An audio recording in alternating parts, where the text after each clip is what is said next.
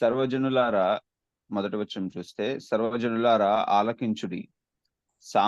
సామాన్యులేమి, సామంతులేమి, ధనికులేమి, దరిద్రులేమి, లోక నివాసులారా మీరందరూ ఏకముగా కూడి చెవియొగ్గుడి. ఈ మాట ప్రతి ఒక్కరికి కూడా ఆలకించుడి అని చెప్తున్నారు అంటే, మనము ఏం చేస్తున్నా సరే చెవియొగ్గి మన ఒక మాట ఆగి మరి వినాలి అని అర్థం. సో, ఇక్కడ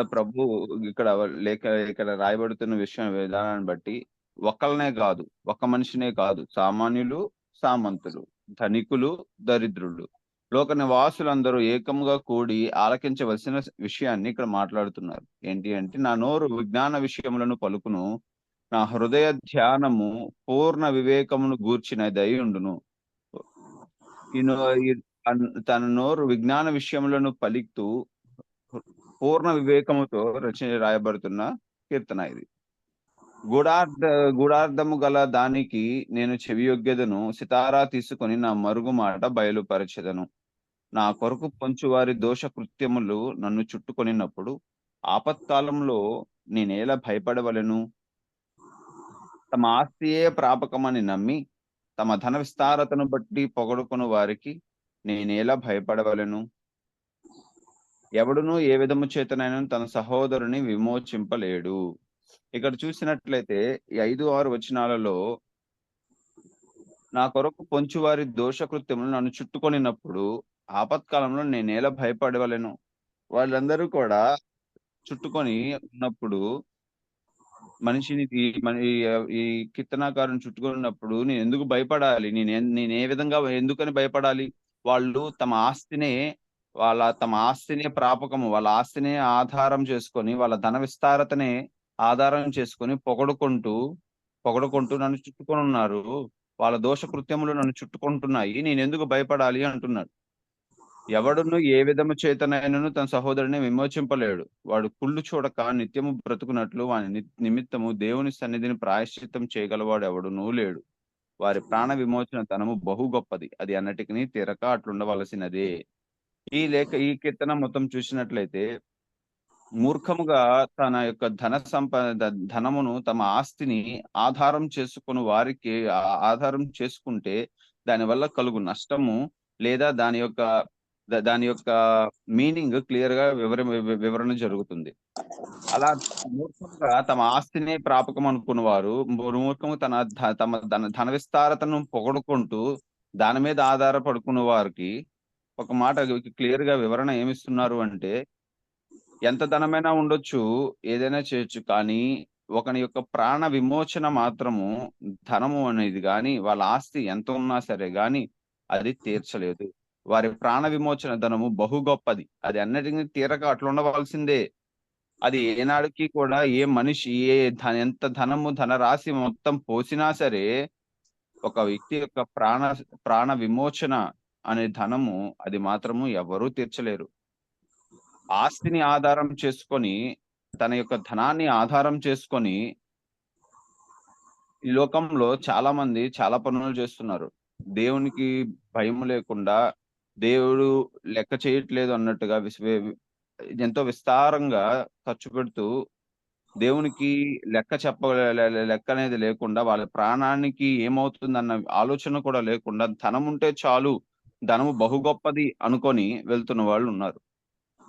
కానీ ఇక్కడికొచ్చేసరికి కీర్తనాకారుడు అంటాడు, వాళ్ళు నన్ను చుట్టుకుంటున్నా, వాళ్ళ దోషకృత్యములు నన్ను చుట్టుకుంటున్నా, నేనెందుకు భయపడాలి? నేనెందుకు భయపడాలి అంటున్నాడు. వీళ్ళేమో మొత్తము వాళ్ళని ఆధారం చేసుకొని మొత్తం వాళ్ళే నడిపిస్తున్నారు. కానీ ఇక్కడ మాత్రము వాళ్ళెంత చుట్టినను నేనెందుకు భయపడాలి? వారి ప్రాణ విమోచనము క్రయము లేదు వాళ్ళకి. వాళ్ళకి ఆ ప్రాణ విమోచన ధనము అనుకుంటున్నారు. కానీ ఇక్కడ ధనము కాదు. వారి ప్రాణ విమోచన ధనము చాలా గొప్పది. అదెన్నటికి తీర్చలేరు. ఎందుకు అంటే, ఆ ప్రాణ విమోచన చేసినది హెబ్రీయులకు రాసిన పత్రిక 10వ అధ్యాయం 2వ వచనం చూసినట్లయితే, హెబ్రీయులకు రాసిన పత్రిక 10వ అధ్యాయం 2వ వచనం చూద్దాము. అలాగు చేయగలిగిన ఎడల సేవించు వారొక్కసారే పరిశుద్ధపరచబడిన తరువాత వారి మనస్సాక్షికి పాపజ్ఞప్తి ఇకను ఉండదు కనుక వాటిని అర్పించుట మానుదురు గదా! ఇక్కడ చూసినట్లయితే ఒక అర్పణ ఏది ప్రాణ విమోచనకు అర్పణ అనున్నది ఆ ధనము ఏ విధంగా అర్పింపబడింది అంటే యేసుక్రీస్తు ప్రభువారు తన ప్రాణాన్ని అర్పించి మనము ఆది కాండం నుంచి చూసుకుంటూ వచ్చినట్లయితే పాపము చేసిన ప్రతి పాపము చేయబడిన తర్వాత ఆ ప్రాణానికి కావలసిన విమోచన ధనము అనేది అక్కడి నుంచి చూస్తున్నాం. ఆది కాండం నుంచి ఇప్పుడు మనం చూసుకుంటూనే వచ్చాం. లేవి కాండంలో ఎక్కడెక్కడ ఏ ఏ ఏ ఏ తప్పు ఏ ఏ పాపం చేస్తున్నప్పుడు దానికి ప్రాణ విమోచన ఏం చేయాలి అని ఉన్నది క్లియర్ గా వివరణ అనేది ఒక బలి అనేది రాయబడింది. అది క్లియర్ గా పాటించబడింది. అయితే మనకి ఒక మనిషి యొక్క ప్రాణ విమోచనకి ఆ ధనము కూడా ఇవ్వలేదు. కానీ కేవలము మనిషి యొక్క ప్రాణమునకు ఏ విమోచన అంటే ఒక మనిషికి యేసుక్రీస్తు ప్రభువారి యొక్క ప్రాణమే, ఆయన యొక్క రక్తమే మనకు విమోచన ఇచ్చింది. ఏ ధనము ఇవ్వలేదు. ఈ దినాన్న ధనము ఇస్తుందని ఏమైనా ఆశ పెట్టుకున్నది, ఏమైనా ఆశ గాని ఆధారం గాని చేసుకొని ఉంటే ఒకసారి ఆలోచించాలి. నువ్వు రక్షింపబడింది గాని నీ విమోచన గాని అక్కడి నుంచి వచ్చింది. యేసుక్రీస్తు ప్రభువారు ఆయన ప్రాణాన్ని అప్పచెప్పి ఆయన రక్తాన్ని అప్పచెప్పి ప్రాణ విమోచన చేశాడు. అది గొప్పదనం. అది ఎవరూ చేయలేరు. ఎవరూ చేయలేరు. దేవుడు లోకంను ఎంతో ప్రేమించి ఆయన ఏకైక కుమారుడిని ఇచ్చినట్టు మనకిచ్చాడు. ఎందుకు అంటే ఆయన మాత్రమే ఈ అర్పణ చేయగలడు. ఆయన మాత్రమే అర్పణ చేయగలడు. పాత నిబంధన గ్రంథంలో ఏ అర్పణ జరుగుతున్నా గాని ఆ అర్పణ కేవలం యొక్క నీడ లాంటిది. ప్రాణ విమోచన జరగాలంటే ఏం చేయాలి? ఎలా ఉండాలి? ఒక నీడ లాంటిది. కానీ ఆ నీడ ఇక్కడ రియల్‌గా ఇక్కడ ఒక నిజముగా ఎప్పుడు జరగబడింది అంటే ఆ ప్రతి బలి కూడా యేసుక్రీస్తు ప్రభువారు కలువరి కీర్తన 53లో మనం చూసినట్లయితే ఆయన మీద మన యొక్క దోషము, మన యొక్క పాపము, మన యొక్క అతిక్రమణ అన్నీ కూడా ఆయన భుజముల మీద మోపబడ్డాయి. ఆయన మీద మోపబడ్డాయి. ఆయన అవన్నీ కూడా మోసి ఉన్నాడు. ఆ సిగ్గుని, అవమానాన్ని, నిందనన్నిటిని కూడా. మరి ఆ ఆ విమోచన ధనము ఏంటి అంటే ఆయన దేవాది దేవుడు తన కుమారుని పంపించి ఆ కుమారుడు మన పాపముల నిమిత్తం అన్ని భరించి తిరిగి లేవడం. మరణించి ఆ ముళ్ళును కూడా ఆయన సహించి అది తిరిగి లేవడం. అంత గొప్ప విమోచన ధనము అది. ఆయన రక్తమే ఆ క్రయధనము ఏంటి అంటే ఆయన రక్తమే. అది ఏ మనిషి ఇవ్వగలడు. ఎంత జల ఎంత ధనరాశి పోసినా అది ఇవ్వలేరు. ఆ ప్రాణ విమోచనగా ఒక మనిషి యొక్క ప్రాణ విమోచన ఎక్కడ అంటే ఆయన దేవుని యొక్క రక్తము చిందింపబడటం. మరి అన్నాడు చూసారా? వారి ప్రాణ విమోచన ధనం బహు గొప్పది. అదన్నిటిని తీరక అట్లుండవలసిందే. ఏ మనిషి కూడా ధనముతో ప్రాణ విమోచన చేయలేడు. దేవుని సన్నిధి ప్రాయశ్చిత్తం ఎవ్వడూ చేయలేడు. కేవలము యేసుక్రీస్తు ప్రభువారి రక్తం ద్వారా మాత్రమే మనిషికి ఆ ఆ పర్మిషన్ ఉంది ఆయన సన్నిధికి రావడానికి. ఆ అర్హత అనేది ఇవ్వబడింది. ఆయన కుమారునిగా అవ్వడానికి అర్హత ఇవ్వబడింది. ఏ ధనం ఇవ్వలేదు. మరి ధనాన్ని క్లియర్ గా ఇక్కడ కీర్తనకారుడు వివరిస్తున్నాడు. నన్ను చుట్టుకున్నా నేను ఎందుకు భయపడాలి? ఎందుకు అంటే వారు ధనాన్ని, ఆస్తిని ఆధారం చేసుకున్నారు. అది ఎట్టి పరిస్థితుల్లో కింద చూసినట్లయితే 10వ వచనం నుండి జ్ఞానులు చనిపోతారు. సంగతి అతనికి కనబడకుండా పోదు. మూర్ఖులు, పసిప్రాయులు ఏకంగా నశించిపోతారు. సంపాదించినది ఏదైనా సరే, ఎంత ఆస్తి అయినా సరే, ఇల్లైనా, స్థలంలో ఏదైనా సరే సంపాదించిన తర్వాత ఇక్కడ వదిలేసిపోతారు. ప్రసంగి 6వ అధ్యాయంలో క్లియర్ గా వివరణ ఏంటి అంటే అక్కడ నువ్వు మూర్ఖుడంట సంపాదించి తర్వాత వదిలేసి వెళ్ళిపోవాల్సిందే.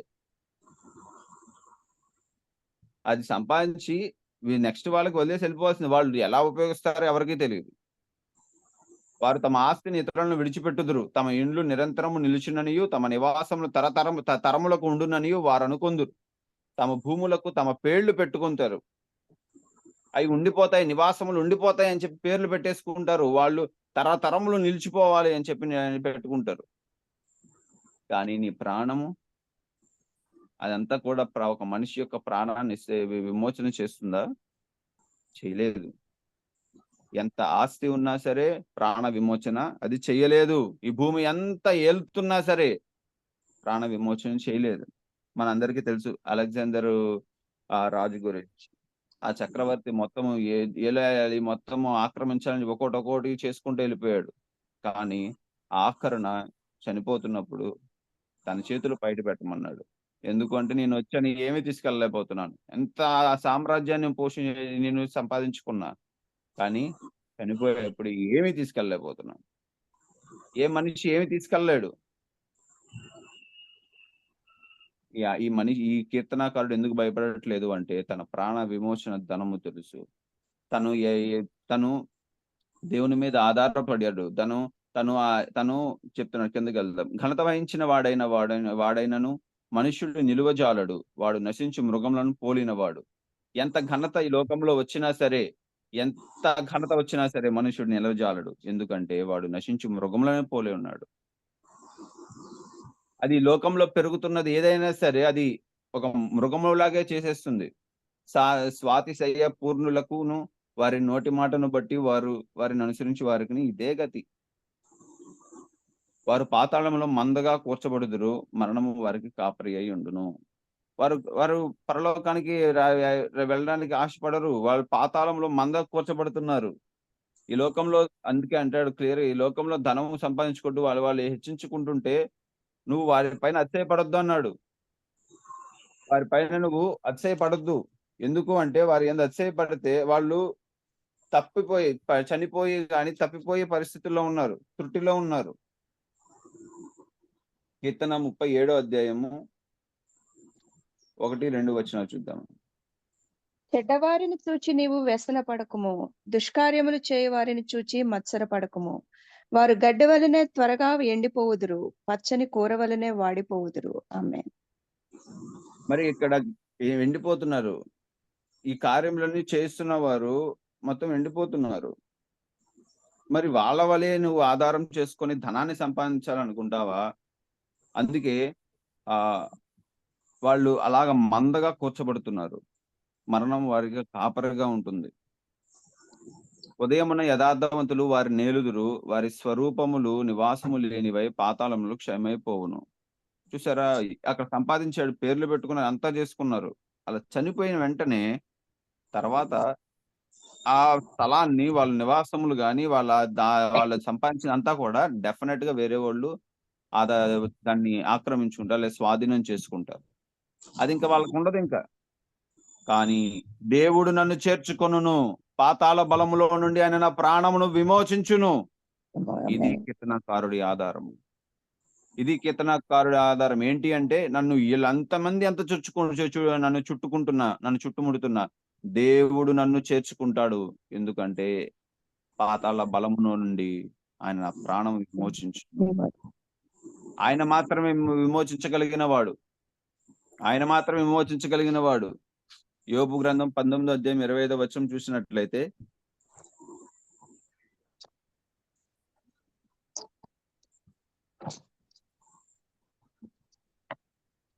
అయితే నా విమోచకుడు సజీవుడనియు తరువాత ఆయన భూమి మీద నిలుచుననియు నేను ఎరుగుదును. ఆమేన్.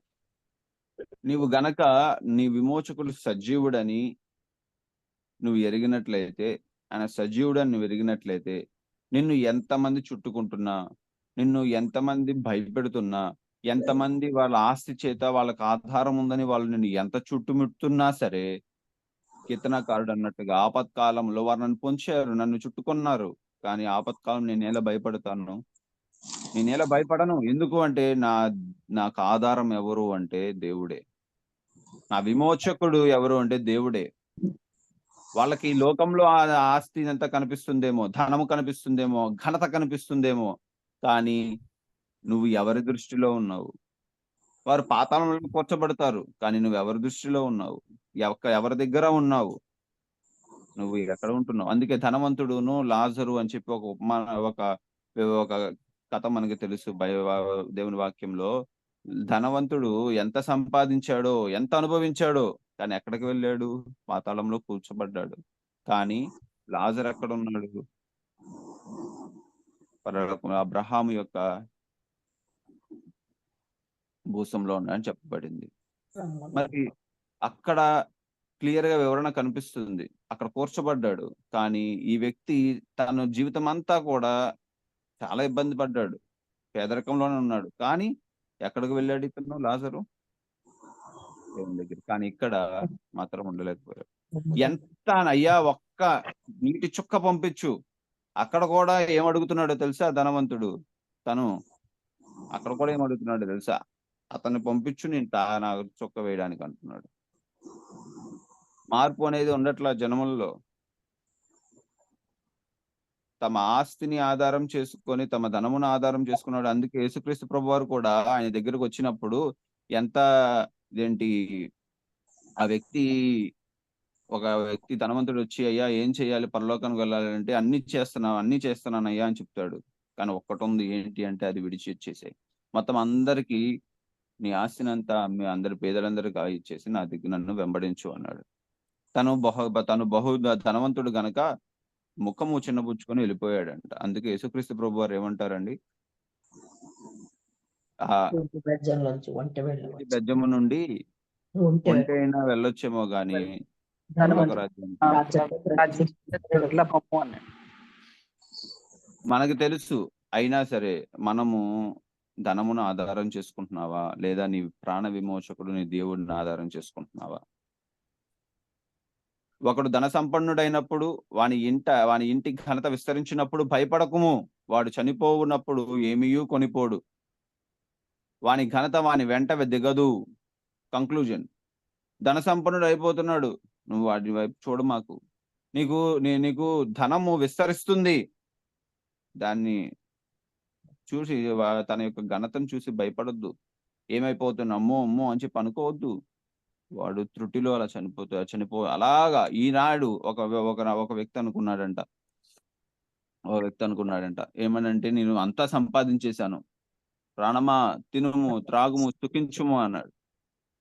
తినుము త్రాగుము సుఖించుము అన్నాడు. మొత్తం సంపాదించాడు. కానీ ఆ రాత్రి దేవుడు అడిగాడు తన ప్రాణాన్ని. ఆ రాత్రి అడిగాడు. ఆ నిరీక్షణ ధనవంతునికి లేదు. ఆ నిరీక్షణ ప్రాణ విమోచనం చేయబడిన వ్యక్తికి ఉంది. ఏంటి అంటే ఏ నిరీక్షణ? నేను చనిపోయినను నేను దేవుని దగ్గరే ఉంటాను. దేవుడు నన్ను చేర్చుకుంటాడని నిరీక్షణ తనకుంది. నేను భయపడాల్సిన అవసరం లేదు అని తనకుంది. కానీ ఇక్కడున్న వ్యక్తికి ఎప్పుడు భయమే. తను సంపాదించిన ధనము ఏమైపోయిద్దో, ఎటైపోయిద్దో, ఎప్పుడు ఎవరు దొంగలిస్తారో, ఎంత ఉందో, ఇవే ఆశ, ఇవే తలంపు, ఇవే దీని వల్ల నిద్ర అనేది ఉండదు. కానీ యేసుక్రీస్తు ప్రభువారు దాన్ని నువ్వు అంగీకరించి నువ్వు ఆయన రక్తం చేత కడగబడి నీ ప్రాణం విమోచింపబడినప్పుడు కేవలము ఏ ధనము మీద నీకు వెళ్ళదు. ఎందుకంటే నీ హృదయము ఎక్కడ ఉంటుంది అంటే నీ ధనము ఎక్కడ ఉందో అని చెప్పాడు. మార్కు సువార్త 10:21లో చూసినట్లయితే అక్కడ సమకూర్చుకోండి అన్నాడు నీ ధనాన్ని. అక్కడ సమకూర్చుకో నీ ధనాన్ని అన్నాడు. ఎందుకంటే నీ హృదయం అక్కడ ఉంటది. నీ దేవుడు నిన్ను విమోచించిన వాడు ఎక్కడ ఉన్నాడంటే పరలోకంలో ఉన్నాడు. సో నీ హృదయం అక్కడ ఉండాలి. సో అక్కడ దానికి కావాల్సిన ధనము ఏంటో అవి కూర్చుకో. ఈ లోకంలో ఘనత కాదు, ఈ లోకంలో ధనము కాదు, ఇవేవి కూడా నిలువ అలాగా వెళ్ళిపోతాయి అన్నాడు. ఊపిరిబడి నీకు నీవే మేలు చేసుకుంటివి. మనుష్యులు నిన్ను స్తుతించినను తన జీవిత కాలము నొకడు తను పొగడుకొనినను అతడు తన పితరుల తరమునకు చేరవలెను. వారు మరి ఎన్నడూను వెలుగు చూడరు. ఘనత నుండి బుద్ధి ఎవరు నశించు జంతువులను పోలి ఉన్నారు. ఎంత ధనము ఉన్నా, ఎంత ఘనత ఉన్నా ఈ లోకంలో బుద్ధిహీనులైనట్లయితే వాళ్ళు నశించు జంతువులను పోలి ఉన్నారు. ఎంత సంపాదించినాను, ఏం చేస్తున్నాను, ఆఖరికి మాత్రము వెళ్ళవలసినది అక్కడికే. ఆఖరికి మాత్రము వెళ్ళవలసినది అయితే పరలోకమా లేదా నరకమా? యేసుక్రీస్తు ప్రభువారిని అంగీకరించి ఆ మార్గంలో నడుచుకొని నీ ప్రాణాన్ని విమోచన చేసుకొని తండ్రి దగ్గరికి వెళ్ళి ఆయన సన్నిధిలో స్థిరపడి నిరంతరము జీవితం అంతయు అక్కడ గడుపుతారా? లేదా నిత్యము నిరంతరం మండుచున్న అగ్నిలో ఉండి ఈ లోకంలో ధనం సంపాదించుకొని ఈ లోకంలో కూడబెట్టుకొని ఇక్కడ ఉంటారా? ఆలోచన. ఇది ఎంత ఇంపార్టెంట్ విషయమా అంటే అపోస్తుల కార్యాలలో చూసినట్లయితే అక్కడ ఎప్పుడైతే పరిశుద్ధాత్మ దేవుడు కుమ్మరింపబడ్డారో వాళ్ళు అందరూ సమానం అని చెప్పి ఉన్నదంతా తీసుకొచ్చి వస్తువుల వీళ్ళ దగ్గర పాదం అపోస్తుల అపోస్తుల పాదాలు పాదం దగ్గర పెట్టారంట. ఎంత ఇంపార్టెంట్ విషయం జరిగిందండి అక్కడ. ఎవరికి కూడా ధనము అనేది గాని, ఆస్తి అన్నది గాని ఎవ్వరికి ఏది డిఫరెన్స్ అనేది రాలా. ఎందుకో తెలుసా? పరిశుద్ధాత్మ దేవుడు ప్రేమ అంత కుమ్మరించాడు హృదయంలో. కానీ ఈ లోకంలో ఏంటి అంటే ధనము, ఒకడు richest person in the world, ఈ లోకమంతట్లో కూడా ఆస్తిపరుడు, ఈ లోకంలో అంత ధనవంతుడు అని చెప్పి చెప్పించుకోవడానికి పరుగెడుతూ పాటలు పడుతూ ఉంటారు.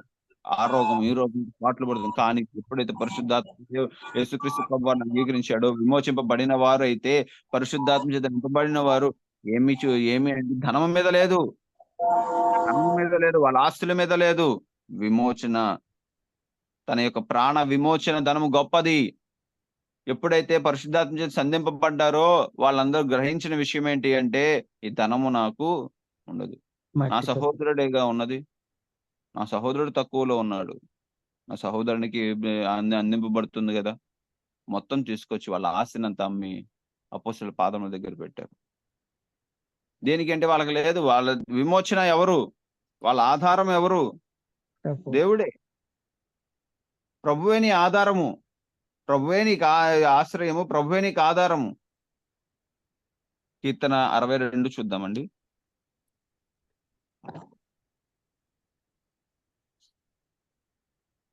62వ కీర్తన.